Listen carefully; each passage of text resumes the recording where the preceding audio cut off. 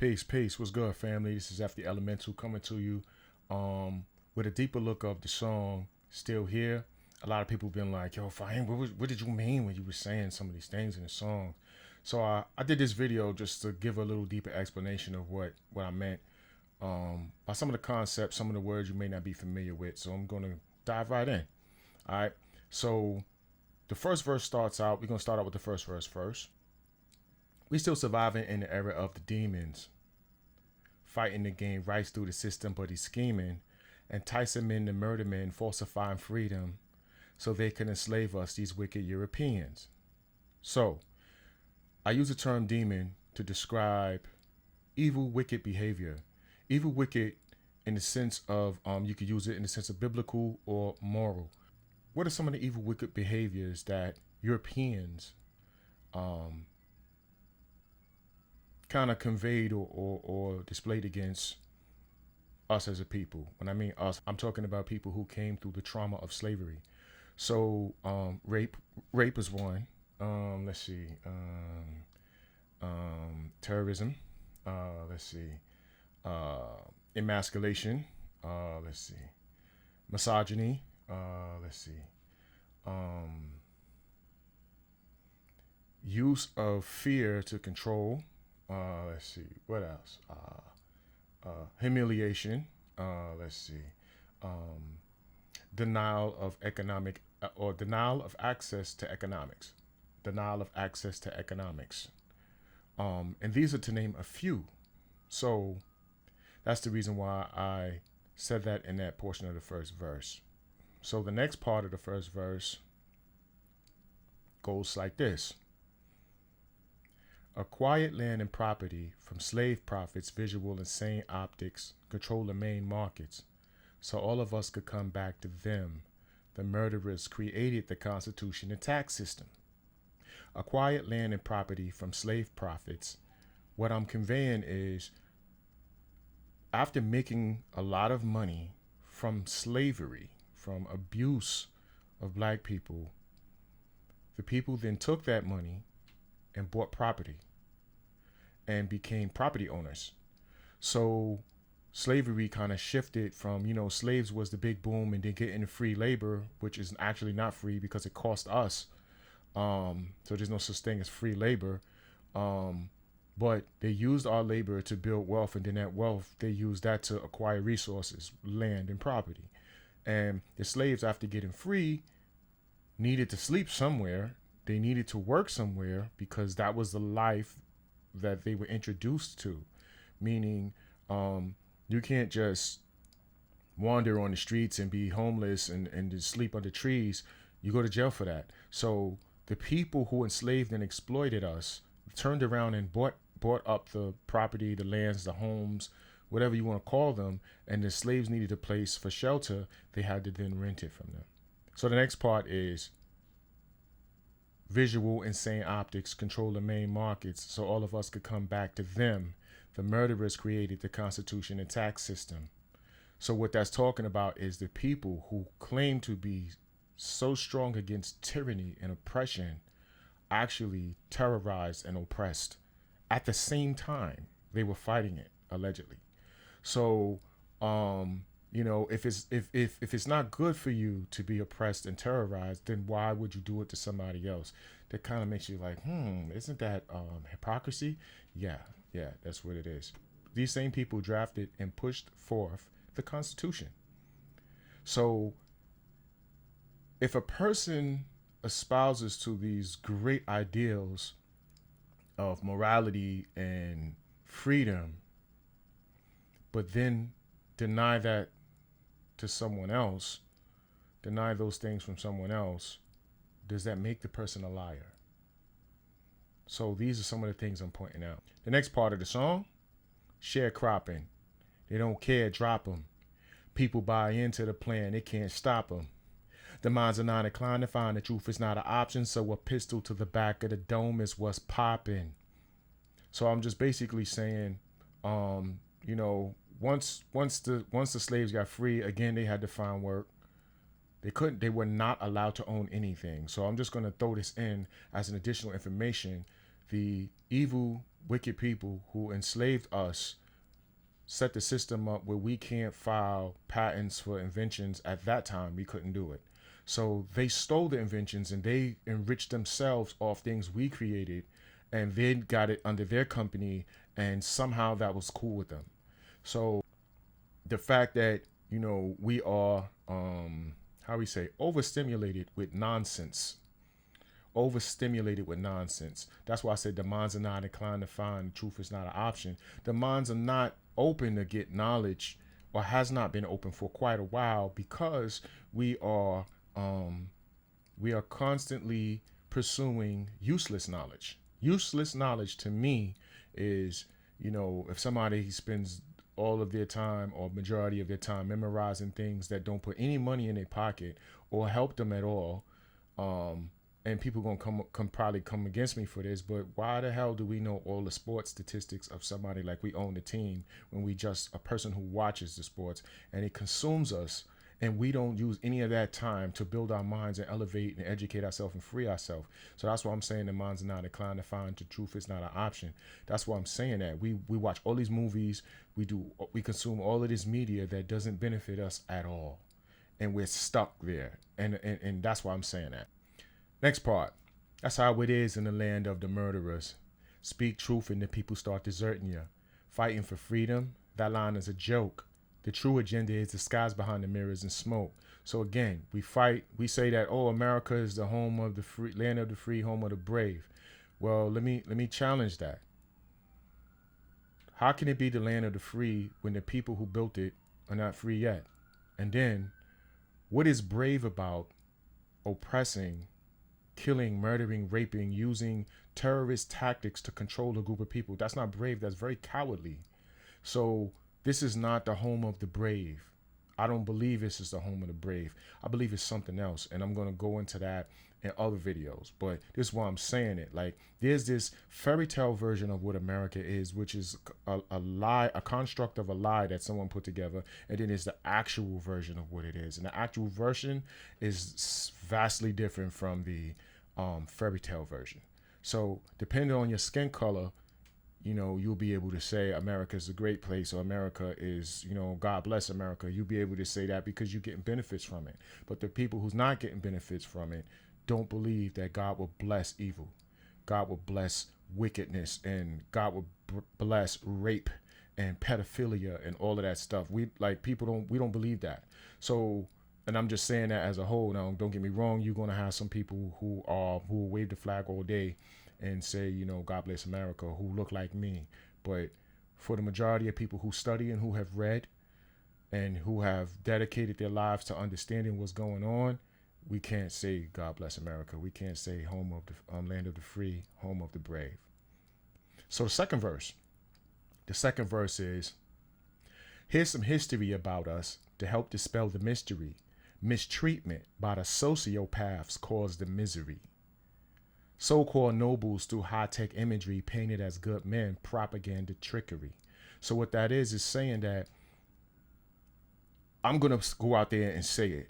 For people to say we have a right to take everybody's stuff because God chose us, allegedly, there's something mentally and morally wrong with that person to think they have a right to do that. So, and then vigorously defend and protect themselves while they are impeding on other people's rights. So this hasn't been a conversation in America about the mental condition of the Europeans who came here and did what they did, because there's something clearly wrong, but we don't talk about that. We glamorize the struggle and say, oh, they came and they subdued the land. Nah, you didn't subdue the land, you killed people. So the next part goes, I'm sick of hearing of American forefathers who raped our women and owned slaves, whipped people across the back, made them work long days, fed them bad food. They never got paid. And that's just saying that the people, again, who formed this country, who put together this Constitution, were not good people.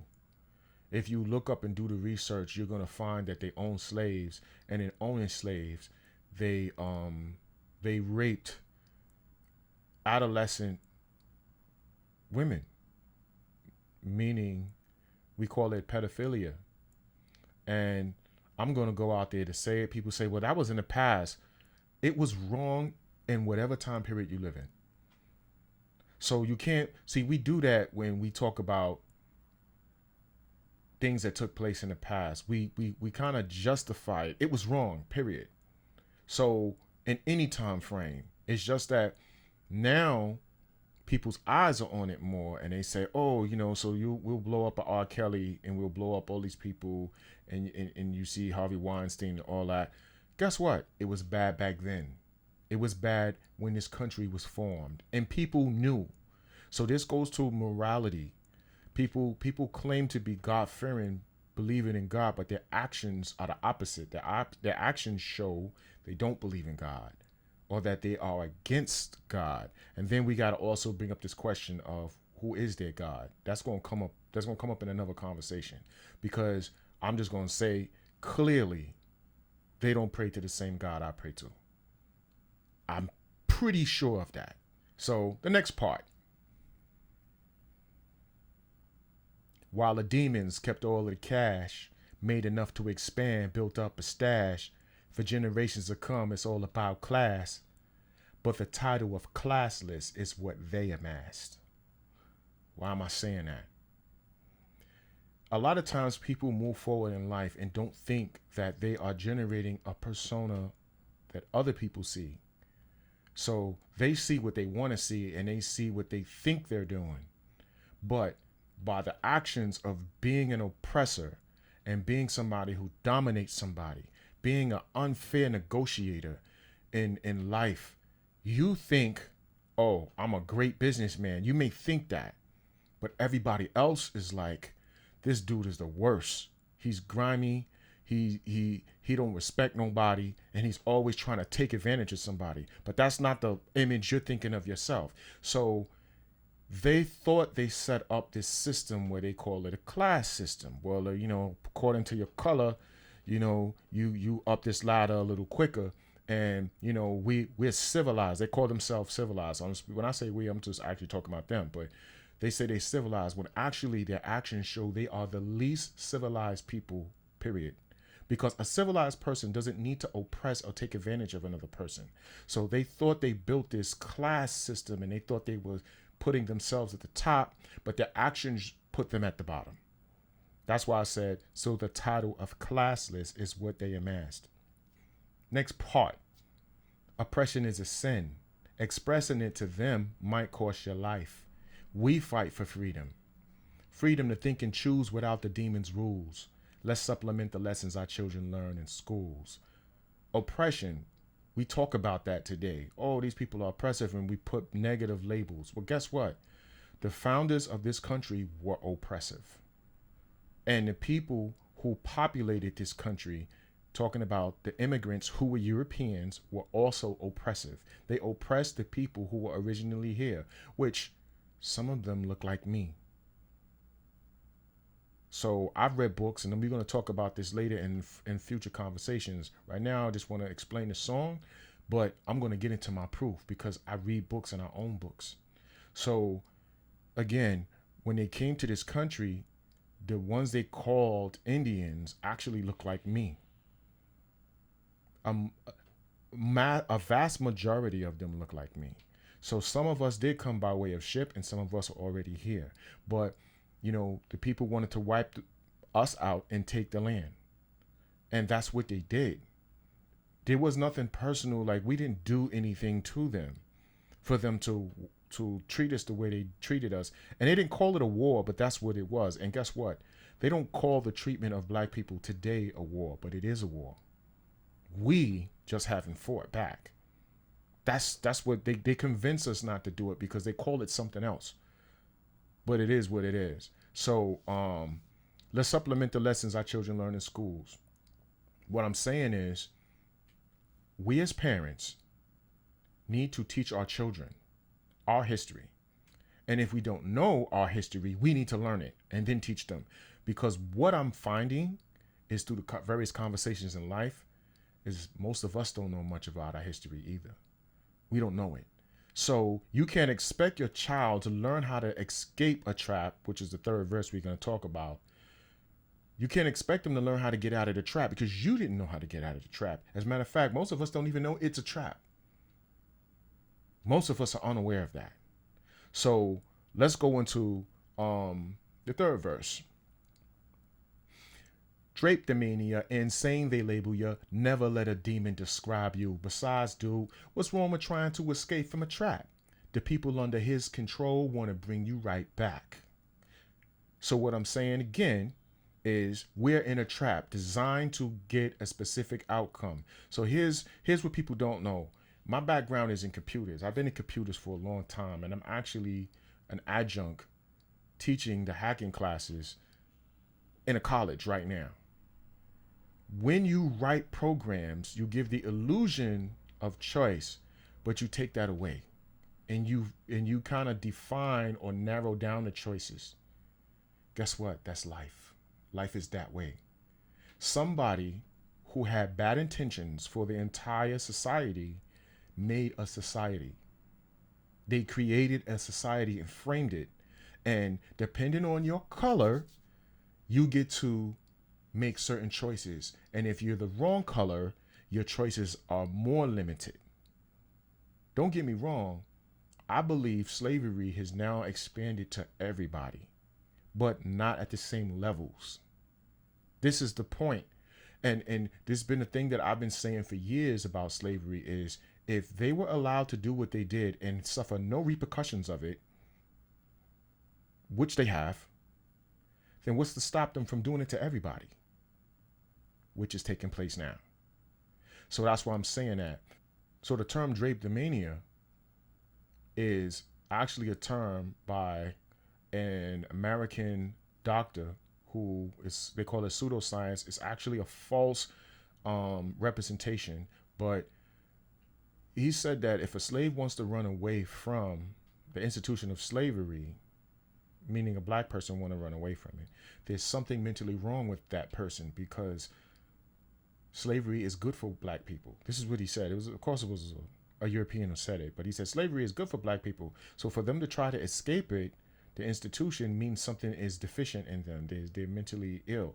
And I just want to make clear that people understand in this country, science, medical doctors also conspired with historians to rewrite history, to write anything that supports a Eurocentric ideology, reject everything that supports a non-Eurocentric ideology, and then they came up with false science about us.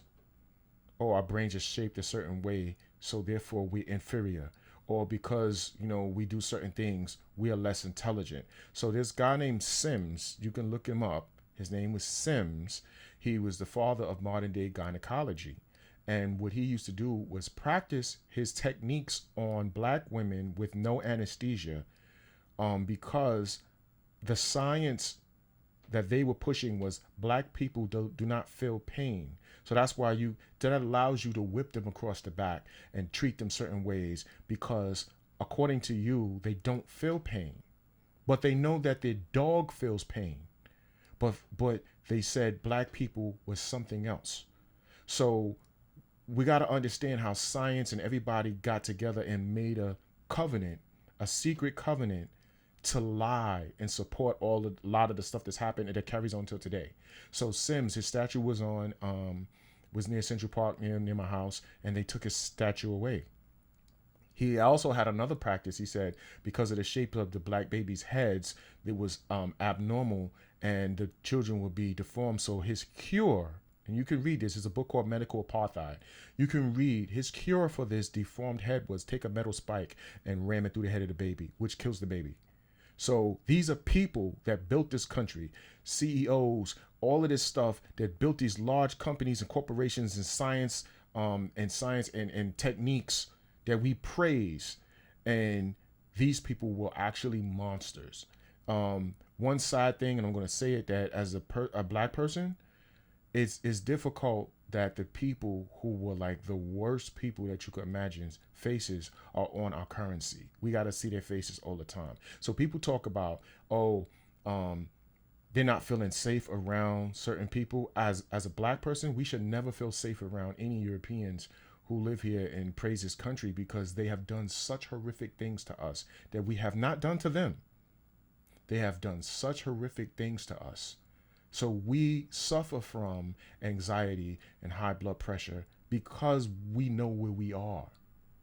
We are in a place where they have done stuff to us with no repercussions. And when the George Floyd situation happened and the riots and the protests broke out, that was the straw that broke the camel's back, because we don't ever see people held accountable for when they do stuff to us. But as soon as somebody do something to one of their people, oh, you got the military out ready to wreak havoc on, whoever. So that's that part. Right, next part. So they can live off your energy again.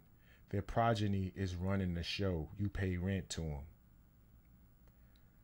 We had our labor stolen from us, which is our energy. And our energy went to build somebody else's version of a world.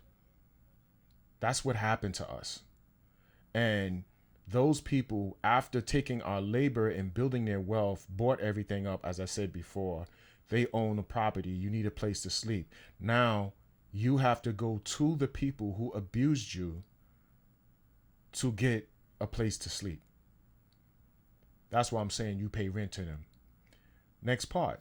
Landlords, tycoons, and icons preaching to the people that bygones be bygones. We are told as black people, you should forget about the past and start from now. You can't. You can't forget about the past and start from now, because the past made the now. The past created the now. So let me just ask you a question, and y'all could kind of put this in context. If a person molested you when you was younger, so that makes them a pedophile, you didn't press charges against them, and you're around this person, and this person then tells you, you got to forget about what I did and let me babysit your child. What would you do about that? This is the same theory or the story they push to us. Forget about what our ancestors did in the past. It wasn't us. But let us keep everything. We want to keep everything they did to get the wealth and passed on to us. We want to maintain that, and you still have nothing. You're not going to have anything, but just forget about it and start from right now. So that means you're starting a race 400 years behind everybody else. But you put the work in. You worked harder than anybody else. So let me get this straight. People trying to say, because you see it in the write-ins, they say Negroes were lazy. Here's a challenge to that. They were set to supervise our people while they were working. The fact is, the supervisor works less than the worker. Let's get that clear. So the supervisor can't say somebody's lazy, because the worker is actually doing what needs to be done, while the supervisor's job is to watch them. If you're picking cotton, the supervisor's not picking cotton. Also, the supervisor is watching you pick cotton, which means they don't have to be physically engaged in that activity like you. So the lazy one is the supervisor. So let's just throw that out. Next. While they continue to live rich, we live poor. They apologize, so don't expect them to give more. Besides, slavery was written into law, so the judges in the courts were only acting like the devil's whores. Why did I say that? Judges in the courts was acting like the devil's whores. They was doing the work of evil. And some still are. Evil is you block me from getting justice. There's something called the ex post facto law. Look it up. What that basically does is it prevents descendants of slaves from suing the people who did what they did because it was in the past, or suing the entities that inherited the wealth. That was done on purpose. Ex post facto law. Look it up. Devil's horse. The judges work for the system. The system, in the writings of the Constitution, said that black people were 3/5 of a European. It said that we were likened to beasts of the field. It said that we came from a peculiar institution and peculiar lineage, or whatever you want to call it. That's what it said.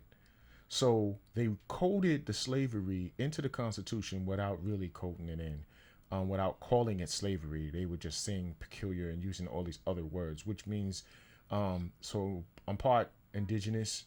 You call them Native American, Cherokee to be more specific, and in some of our talks we say the Europeans speak with a forked tongue. They say things that means one thing on the left and something else on the right. So we got to be aware of that. So when they say the peculiar institution, they're talking about slavery, but they don't want to say slavery. So they have this way of kind of maneuvering around stuff and making it look less severe. They're making it look less egregious. So this is how their language is. So I'm very interested in language and what people say. Last part.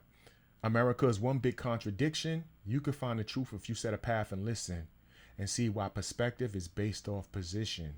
Make your reality match your inner vision. I'm basically saying, depending on who you are, you're going to have your version of what America is. And, Europeans, for the most part, think it's great because, think about it conceptually now. You would think it's great too if your people came here and didn't have to work hard and got free stuff.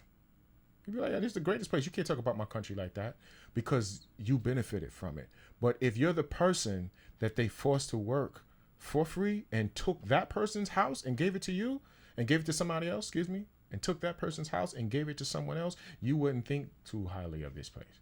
So your perspective also is going to shine through on how you feel about this place. If you're the victim or are you the perp, that's going to determine how you feel, right? Also, we're always stuck in trying to get free, and that has become our focus for centuries now, where we're not actually trying to build our own world the way we see it. We're not even organized, but the Europeans built the world the way they see it, and it's functioning the way they want it to function. So where are people who builds the world? Where are we? These are concepts I'm talking about in the song. Now I say one of the best things for last is the hook. We use a term called the hook. The part that keeps repeating is, "Get your hands out my pocket." So originally, it came from the assassination of Malcolm X. Before they assassinated Malcolm X, someone in the crowd yelled, "Get your hands out my pocket," to cause a distraction. But we didn't use it to be in line with that. That's not why "Get your hands out my pocket" is used. Here's the reason why it's used in the song. Thanks, Dave Cornegay, for coming up with that phenomenal hook. That was something that Dave Cornegay came up with. It's used because one of my beliefs is black people should be tax exempt. We shouldn't be paying any money to this government that raped and took advantage of us. City, state, and local. And it says in the Constitution, Indians and Negroes not taxed. It says it. But they found a way, as usual, to deny us the things that are written in ink. So we shouldn't be paying taxes. That's not the whole reparations discussion, but that should be part of it. So I want to just say the song Still Here is a testament to our strength, that we survive through demonic conditions, hellish conditions. Sometimes we think of people and we give them these accolades as being great, and we say, the Europeans, or they say, the Europeans made a beautiful country. But if you read, like I do, When Europeans came to the shores of America, they said it was so beautiful that it was a paradise. That's what it was when they came. And they proceeded to cut down the trees and butcher the land. So one of my concepts is you saw heaven and you turned it into Hades in a lot of ways, because the people who were living here, my people, felt it was a paradise until you came. Once you came, it's become a hell. So that's my concept of Still Here, why I wrote it. And again, these are things that happen to my people. So I don't see anything wrong with me expressing what happened to my people. And I got the books to back it up. So anybody want to hit me up, www.earthquake-ent.com. Hit me up.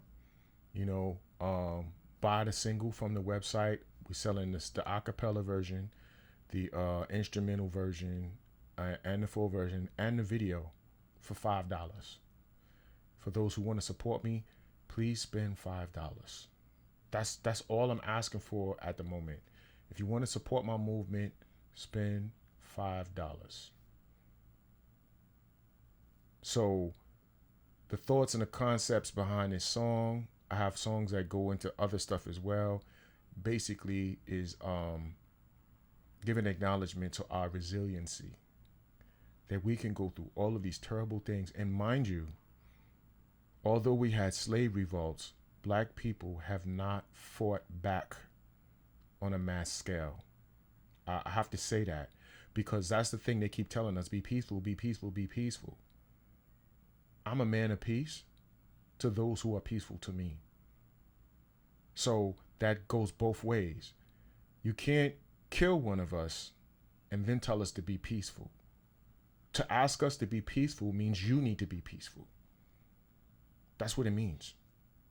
So I'm putting all of this out there because it's more than the music to me. It's more than the music. It's about mentorship. It's about growth and development of the younger generation so they don't come up into the same trap we came into. Because a lot of us have not figured our way out of this trap. Just think of this concept. When somebody builds a maze, the builder of the maze gets to watch the participants react, try to figure out the maze, but they predetermined what the end goal of this maze is. What if the maze, if you put someone in a maze, and I mean, it sounds kind of crazy, and your plan is to cook them and eat them. So they find their way through this maze, so they finally find the center of the maze where there's a pot, and you could put them in a pot and cook them. The fact that they entered the maze, their goose is already cooked. But this life is designed that way. This life is designed with rules and regulations that lead you somewhere. And men came up with this stuff. Men who were no good. I'm just going to say it. They were no good. They were not righteous. They were not believers in God. They were not God-fearing. They were none of that. They were just no good. And they came up with stuff and claimed to want to, fight for their rights to not be oppressed while they were oppressing others. So we're going to be revisiting history, Black history and American history. It's the same, because the true Americans are us. We were not immigrants, not all of us. Some of us were brought from Africa against their will through the slave ships. Others was already here. But we the true Americans. So, Still Here in a nutshell. Thank you for listening. Please support. Peace. Out.